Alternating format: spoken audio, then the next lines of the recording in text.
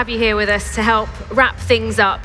Thank you. For our audience watching at home or from the office or anyone who missed you on stage, just give us a bit of a summary. Your core concept, radical candor, what does it mean?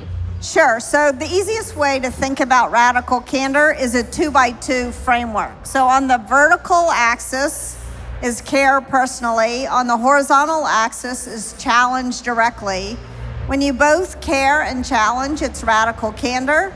When you challenge but you forget to show you care, it's obnoxious aggression, also known as the asshole quadrant. And when you do neither, you wind up in manipulative insincerity, the worst place of all. But the most common mistake that we make is ruinous empathy, which is what happens when you do show that you care personally, but you're so worried about not hurting someone's feelings or not offending them that you fail to tell them something they'd be better off knowing in the long run. So that's ruinous empathy. So that's radical candor in a nutshell. Starts with soliciting it. Then you've got to give praise, then you've got to give criticism, and last but not least, you need to gauge how what you're saying is landing. So it's a real balancing act. Can you give us perhaps one of your favorite examples of where this has been put into action and had a real impact? Yeah, well, I'll give you an example about a time when I failed to put it into action. How about we learn more from failure than success? I had just hired this guy, we'll call him Bob, and I liked Bob a lot. He was smart, charming, funny, and yet he was doing terrible work. And so I didn't tell him that I didn't want to hurt his feelings. That's the ruinous empathy part. And I also was afraid that if I told him in no uncertain terms that he wasn't doing good enough work, that he would get upset.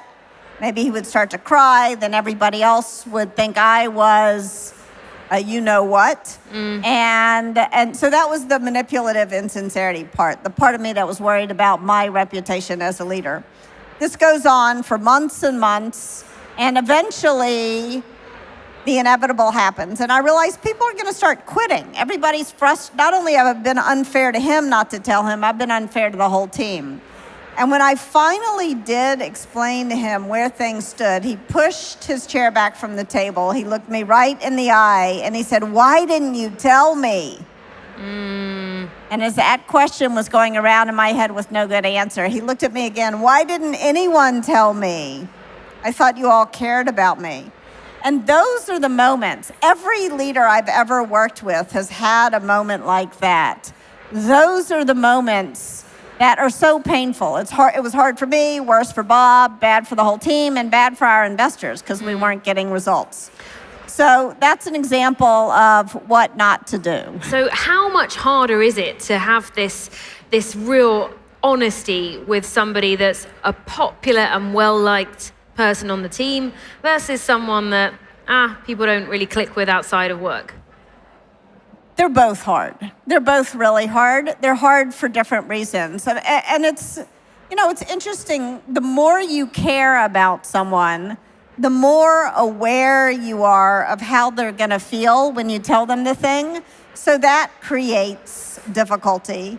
But if you don't care about them at all, it creates a different kind of difficulty. Yeah. So it's never easy, and it's never instinctive. I mean, the reason why I wrote Radical Candor is that I struggled with it so much. It was my instinct to try to pave over people's feelings, to try to be quote unquote nice. And I think if everybody can think about what's that moment in their lives when they failed to tell the person the thing and it had really bad consequences over time. And this happens in our friendships. Sometimes I'll give a radical candor talk and someone will come up to me afterwards and they'll say, "If I'd heard this 5 years ago, I wouldn't be divorced right now." Like it happens in our relationships at home.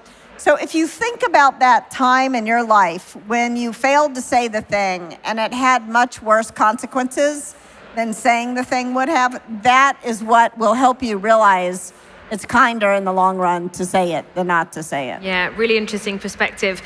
Jack Welch, the late US business executive, he was a very popular guest at Nordic Business Forum back in 2013, and he had a similar approach. His take really was that the employer owes the employee honesty. and needs to make sure that if they're unhappy with the employee's work, it doesn't come as a surprise. And it sounds like you'd very much agree with that. I'm not going to say I agree with Jack Welch's approach necessarily. I do agree with candor, but I think Jack Welch wasn't known for a lot of care personally. He was known for a lot of challenge directly, and I do think you owe the challenge directly to your employees. But I think there's a wonderful book I'll recommend to people. It's called The Man Who Broke Capitalism. Check it out. Enough said. All right, okay. So it's about how you package that honesty. Not just package it. It's really about creating, I think as a leader, we don't spend enough time thinking about what leaders do. So I'm gonna paint a picture for you for what leaders do. The first thing leaders need to do is they need to stay centered. There's a circle at the center of your wheel of leadership, and it's you. And if you can't stay centered, then the wheel does not spin very fast. One time I had a HBS, a business school friend of mine, come and he said, I really want to be a CEO. Can you introduce me? And I said, well, there's a great job being a COO. Would you like? And he said, no, I don't want to do that job because if I'm the CEO, then other people have to deal with my neuroses. If I'm the number two, and I'm like, nope. That's just you've got to deal with your own neuroses. You don't get to project your neurosis onto your organization. Being emotional dysregulation is not a leadership attribute. So you need to stay centered on yourself. Then you need to build relationships with each of your direct reports. In Silicon Valley, there's this notion of founder mode where you just get to be a one-person show. And let's be honest, a one-man show. I think that's a bunch of BS. Your next job is to build relationships with each of your direct reports and build a culture. That's where your culture comes from. Then the third concentric circle is your responsibilities. And what do managers do? They create a culture of feedback, they build high-performing teams, all in the service of getting results. And if you think you can do those three things without building good relationships with each of your direct reports, you're kidding yourself. And then the last thing that leaders do is they create a culture. But how do they create a culture? It comes from the interaction of how they fulfill their responsibilities and the relationships that they have. So I think it's really important to stay focused on what do you want to be a leader or do you want to do the things that leaders do? And if you don't want to do the things that leaders do, don't become a leader. Fascinating. Just speaking about some of those interactions, Brene Brown raised earlier that a lot of big companies, particularly tech companies, are asking their staff to come back into the office. But here in the Nordics, there's still quite a lot of hybrid working, still quite a lot of virtual working. How much harder is it to have those conversations of radical candor when you're doing it from a screen versus in a room? It's hard in different ways in both cases. I think, and part of the reason why it's hard, there's really interesting research coming out of the University of Chicago that has demonstrated that there may be more noise than signal in facial expressions and body language, both in person and on the screen. And so my recommendation is if you are gonna be in person, don't sit across the table from someone and have these conversations. Take a walk. There's something psychologically healthy about walking in the same direction. If you are virtual, do not actually have these conversations over video. Pick up the phone and call the person. When you're having a phone call, you're much more likely to listen to the words the person is saying rather than trying to guess what the person is thinking based on their facial expression. I will tell you a secret. If I'm working with you and I start to tear up, it does not mean that I'm sad. It means that I'm furious, but you may not understand that, right? And so I think it's really important that when we're in a virtual situation, that we listen to words by using the right technology. But also when we're in person, that we focus on using the right mode of in-person communication and having those walking in the same direction.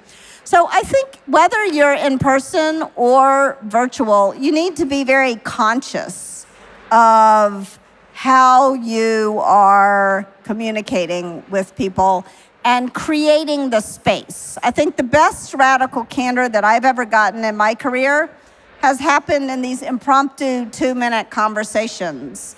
And the difficulty in having those conversations is actually similar whether you're in person or virtually. The difficulty is, if I'm in person, I don't want to walk up and say at the end of the meeting, will you walk back to my office with me, or do you want to go get a cup of coffee? Because pretty soon, that's going to become known as the cappuccino of doom, and for the same reason, if I notice somebody doing something wrong on a call virtually, I don't want to send them a text right away and say, can I call you after the meeting? So what I try to do, whether I'm in person or in a virtual situation, is text the person at the end of the meeting. And if I'm in person, let's walk together. If it's virtual, let's pick up the phone. So it's really the similar kinds. It's about being aware. It's about radical candor. I think it's fast, it's free. It just takes enormous emotional discipline. And that is true in person, and it's true virtually. Really great practical advice there.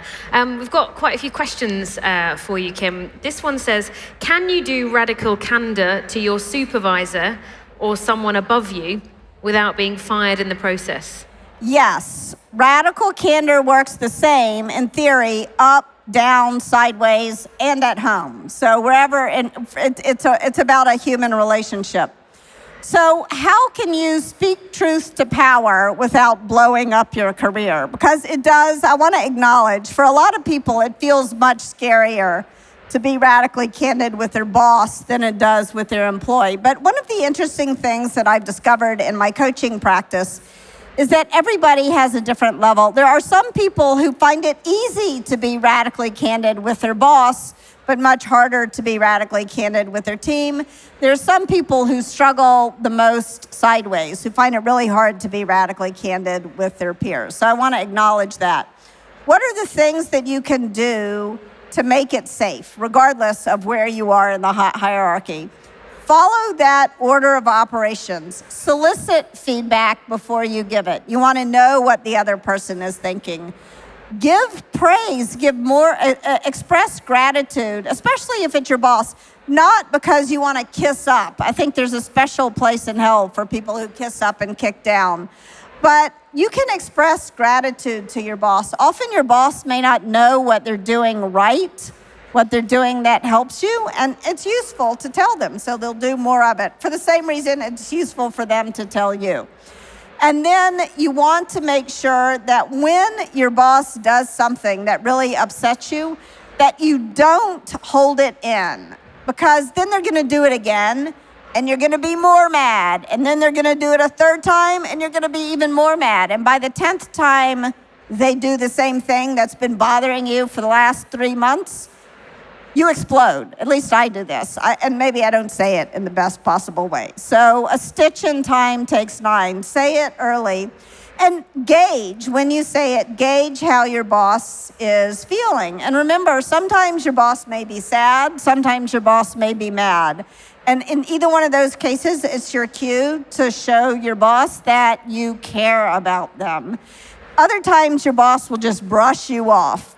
And that's your cue to move out further than you may be comfortable going on the challenge directly dimension.